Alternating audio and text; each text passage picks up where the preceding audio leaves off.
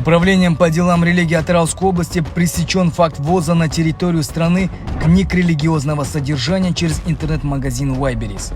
Литература, не прошедшая экспертизу, распространялась по всей республике. Религиоведческая экспертиза подтвердила наличие экстремистской составляющей в распространяемой литературе.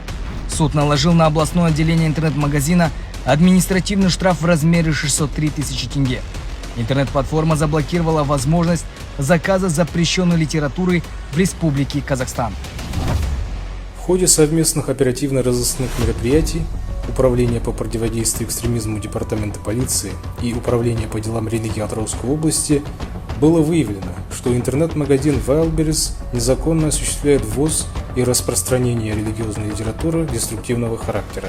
Специализированный суд по административным правонарушениям города Атырау наложил административный штраф. Также была приостановлена деятельность 5 пунктов выдачи товара на 3 месяца.